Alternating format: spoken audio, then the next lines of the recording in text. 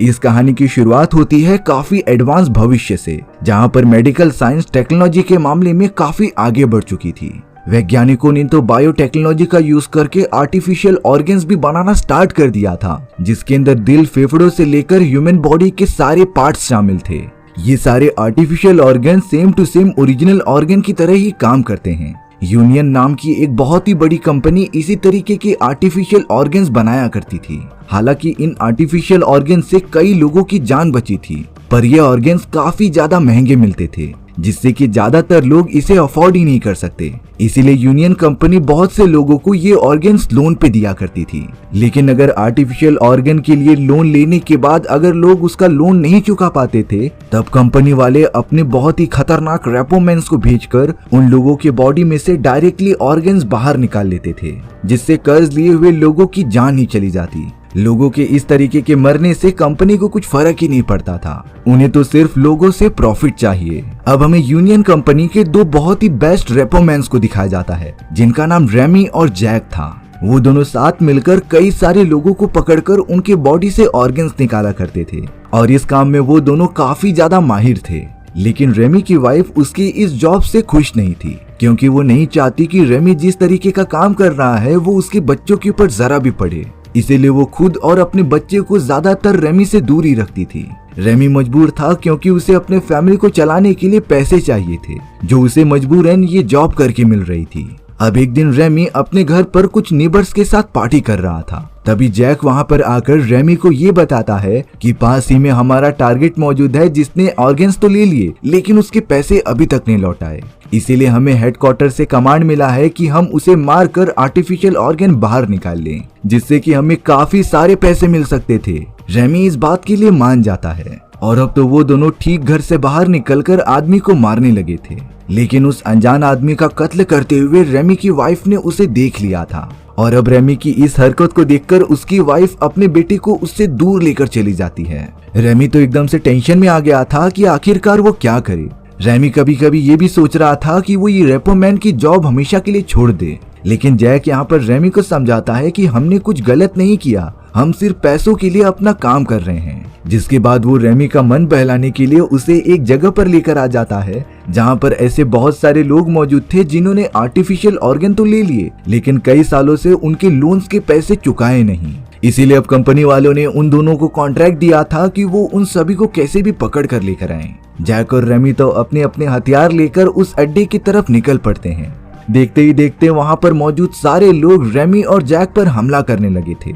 लेकिन किसी को भी पता नहीं था कि रेमी और जैक को काफी अच्छी ट्रेनिंग दी गई थी, जिससे कि वो 5 से 10 आदमी एक साथ संभाल सकते थे। गन्स की मदद से दोनों काफी अच्छे से लोगों को मारकर उनकी बॉडी में मौजूद ऑर्गन्स निकाल लेते हैं, और अब अपने कंपनी के मैनेजर माइक के पास आकर उन्हें सौंप देते हैं। माइक रेमी और जैक से काफी ज्यादा खुश था। वो तो उन दोनों को परमानेंटली उनके कंपनी में रेपोमैन की नौकरी देने के लिए कहता है। लेकिन रेमी ने जवाब दिया कि वो रेपोमैन की नौकरी छोड़ना चाहता है, क्योंकि जब से वो ये नौकरी कर रहा है वो अपनी फैमिली से दूर हो चुका है। और अब रेमी अपने मैनेजर माइक से उसी की कंपनी में सेल्समैन की नौकरी देने के लिए कह देता है।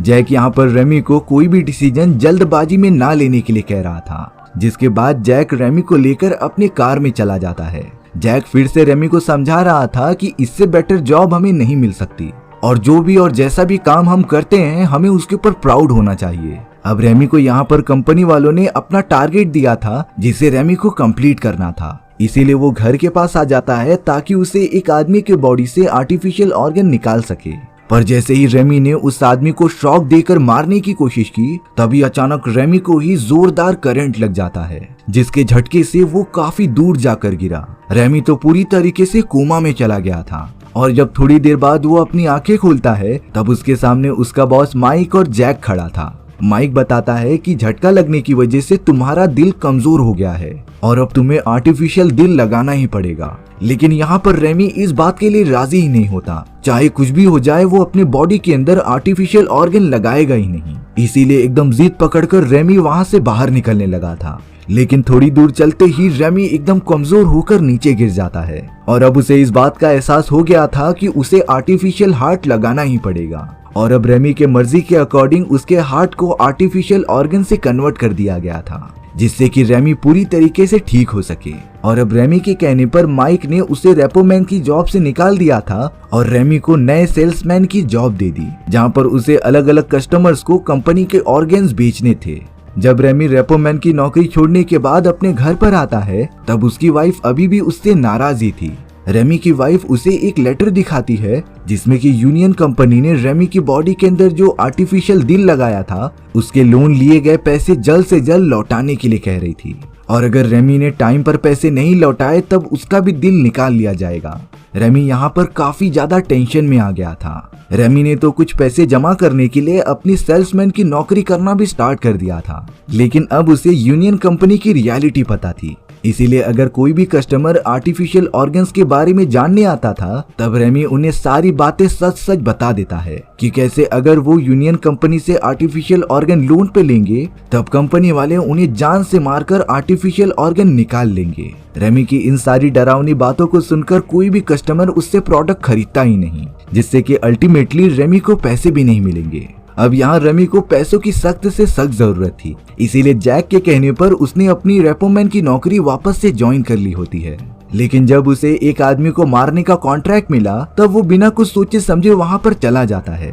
उस आदमी को बेहोश करने के बाद अब बारी आ गई थी उसके बॉडी में से आर्टिफिशियल ऑर्गन बाहर निकालने की। लेकिन जब रेपोमैन उसके बॉडी पर कट लगाने गया, तब वो बहुत ही ज्यादा घबरा रहा था। जो काम वो बड़ी आसानी से कर सकता था, उसमें उसे काफी ज्यादा मेहनत लग रही थी। दरअसल ऐसा इसीलिए हो रहा था क्योंकि अब आर्टिफिशियल ऑर्गन रेमी के भी बॉडी में मौजूद होता है। इसीलिए रेमी किसी दूसरे पेशेंट को नहीं मार पा रहा था जिसके बॉडी में पहले से ही आर्टिफिशियल ऑर्गन्स हैं। अब यहाँ से रेमी काफी ज्यादा फ्रस्ट्रेट हो चुका था। उसे कुछ नहीं समझता कि वो क्या करे। अब जैक रेमी को थोड़ी सी ट्रेनिंग देने के लिए एक जगह पर लेकर आ जाता है, जहाँ पर ऐसे बहुत सारे लोग थे जिनका लोन अभी भी बाकी था। इसीलिए जैक रेमी को कह रहा था कि उन्हें एक एक करके सभी लोगों को मारना है। जैक के जाने के बाद जैसे ही रेमी आगे बढ़ता है, तभी रेमी के पीछे एक दूसरा आदमी आकर उसे घायल कर देता है, जिससे कि रेमी थोड़ी देर के लिए बेहोश हो चुका था। रेमी ने जब अपनी आंखें खोली, तब उसके सामने एक औरत मौजूद थी जो कि एक लोकल बार में गाने वाली एक सिंगर होती है। रेमी सिंगर को पहले से जानता था, इसीलिए रेमी सिंगर की जान बचाने के लिए उसे एक होटल में लेके आ जाता है। तब उसे ये पता चला कि उसके बॉडी में भी बहुत सारे आर्टिफिशियल ऑर्गन्स मौजूद हैं और उसने भी इन सारे ऑर्गन्स के लिए लोन लिए हैं, जिसका टाइम जल्दी खत्म होने वाला था। यानी कि रेमी के साथ वो सिंगर भी मारी जाएगी। इसीलिए अब रेमी ये चाहता था कि वो कंपनी में जाकर उसकी और सिंगर की सारे पेमेंट्स रिकॉर्ड डिलीट कर दें। पर रेमी जैसे ही ऐसा कर रहा था, उसके पीछे जैक आ जाता है। यानी कि रेमी का ये प्लान भी बेकार हो चुका था। अब यहाँ होटल में आने के बाद सिंगर होश में आ चुकी थी, जो रेमी के बारे में जानने के बाद उसे एक पुराना टाइपराइटर देती है और उसे कह रही थी कि तुम्हें अपने सारे एक्सपीरियंस के बारे में लिखना चाहिए। वहीं दूसरी तरफ हमें माइक को दिखाया जा रहा था, जिसने कि जैक को कॉन्ट्रैक्ट दे दिया था कि वो जैक के बॉडी में से ऑर्गन्स निकाल कर लेकर आ जाए। पर जैक अपने दोस्त की जान नहीं लेना चाहता था, इसीलिए उसने माइक द्वारा दिए गए कॉन्ट्रैक्ट को कैंसिल कर दिया। पर अब माइक ने ये कॉन्ट्रैक्ट किसी दूसरे रेपोमैन को दे दिया होता है। यानी कि अब रेमी की जान बहुत ही ज्यादा खतरे में थी।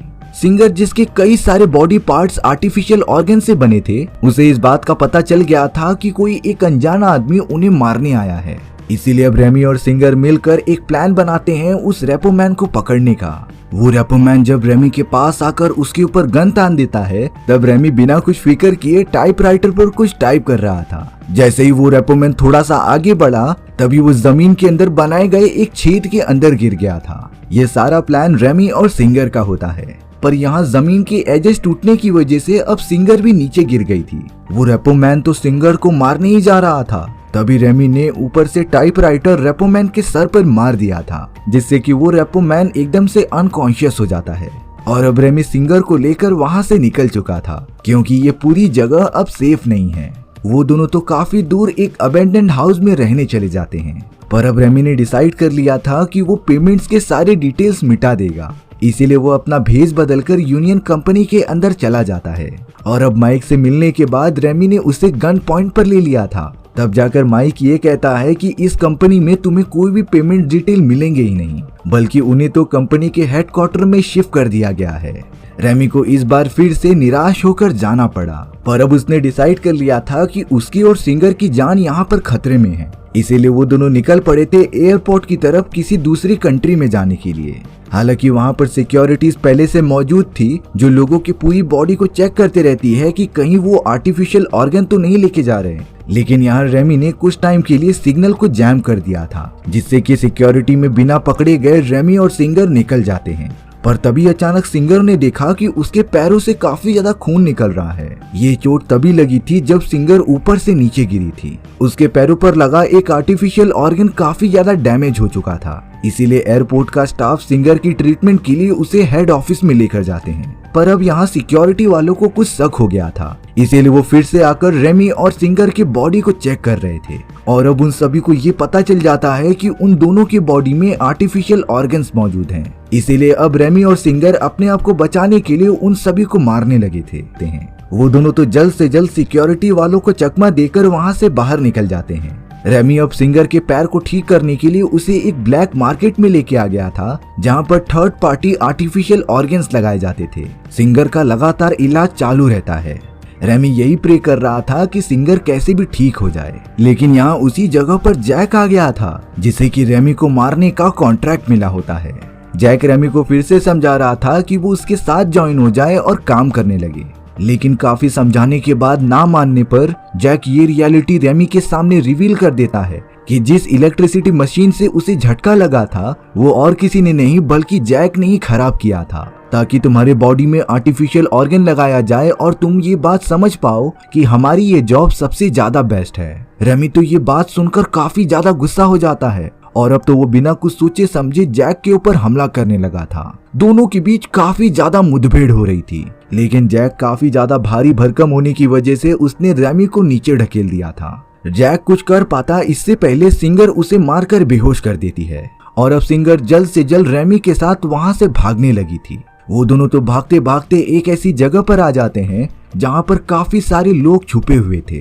ये सभी लोग वो कस्टमर्स होते हैं जिन्होंने कंपनी से आर्टिफिशियल ऑर्गन लोन पे लिए और अभी तक उनका पैसा नहीं लौटाया, यानी कि ये सारे लोग आगे चल के मरने वाले हैं। रेमी अब सिंगर के साथ वहीं पर कुछ दिन रुकने का डिसाइड करता है, लेकिन जब उसने इतने सारे मासूम लोगों को देखा तब रेमी ने ये डिसाइड कर लिया था कि वो इन लोगों के लिए लड़ेगा और कंपनी में जाकर इन सभी की पेमेंट डिटेल को मिटा देगा। इसीलिए अब रेमी अगले ही दिन सिंगर के साथ हेडक्वार्टर में चला जाता है। सारी सिक्योरिटीज को अच्छे से पार करने के बाद वो दोनों एक ऐसी रूम में पहुंच गए थे जहां पर बहुत सारे वैज्ञानिक मौजूद होते हैं जो आर्टिफिशियल ऑर्गन्स बना रहे थे। लेकिन यहाँ कैमरे की मदद से कुछ सिक्योरिटीज ने रेमी और सिंगर को देख लिया था, जिससे कि वहां पर गोलीबारी स्टार्ट हो जाती है। रेमी और सिंगर तो अपनी जान बचाते हुए उस रूम में पहुंच गए थे जहां पर सारे कस्टमर के पेमेंट्स डिटेल्स मौजूद होते हैं। पर इस एडवांस सिक्योरिटी सिस्टम को ओपन करने के लिए उन्हें एक आर्टिफिशियल ऑर्गन की जरूरत पड़ेगी। इसीलिए रेमी सिंगर के बॉडी में मौजूद एक आर्टिफिशियल ऑर्गन को निकालता है, क्योंकि इसके अलावा उन दोनों के पास और कोई भी ऑप्शन नहीं था। ऐसा करते ही वो पूरा सिस्टम ओपन हो गया था। लेकिन अब बुरी बात ये हो गई कि वहां पर जैक भी पहुंच चुका था, पर वो रेमी पे हमला करने की बजाय उसकी मदद करता है। जैक और रेमी ने तो मास्टर कंप्यूटर में से सारे क्लाइंट्स के पेमेंट डिटेल्स डिलीट कर दिए थे और फिर उसके अंदर बॉम्ब लगाकर पूरे सिस्टम को उड़ा दिया था, जिससे कि अब सारे कस्टमर के पेमेंट डिटेल्स खत्म हो चुके थे और कंपनी को ये नहीं पता था कि उन्हें किन किन से पैसे लेने हैं। रेमी, सिंगर और जैक ने मिलकर कई सारे लोगों की जान बचा ली थी, जिसके कुछ टाइम बाद हमें सीन दिखाया जाता है कि रेमी जैक के साथ बड़े आराम से बीच के किनारे मजे कर रहा है। रेमी ने तो खुद के एक्सपीरियंस के हिसाब से अपनी बुक भी लिख दी थी, जिससे कि वो काफी ज्यादा फेमस हो चुका था। पर तभी अचानक रेमी देखता है कि जैक अचानक से गायब हो गया है और उसके सामने जो भी सीन था वो अचानक से ब्लर होने लगा था, जिसके बाद इस कहानी की डार्क रियलिटी सामने आती है। दरअसल रेमी अभी भी कोमा में मौजूद होता है। रेमी तो उसी समय कोमा में चला गया था जब वो जैक के साथ पहली बार फाइट कर रहा था और उसके बाद जो भी रेमी ने किया वो सब उसकी इमेजिनेशंस थी। दरअसल उस मोमेंट के बाद जैक ने रेमी का इलाज कराया और उसके आर्टिफिशियल ऑर्गन के भी पैसे भरे। जब रेमी का इलाज चालू था तब जैक ने डॉक्टर से कहकर उसके दिमाग में वो सारी यादें फिट कर दी थी जो रेमी रियलिटी में महसूस करना चाहता था। और इसी भयानक सच के साथ हमारी ये कहानी यहीं पर खत्म हो जाती है। सो व्यूअर्स, आपको ये स्टोरी कैसी लगी कमेंट सेक्शन में बताना भूलना मत। और अगर आपको मेरा एक्सप्लेनेशन 1% भी अच्छा लगा होगा ना तो वीडियो को लाइक एंड चैनल को सब्सक्राइब जरूर कर देना। मिलते हैं नेक्स्ट वीडियो में। Bye bye.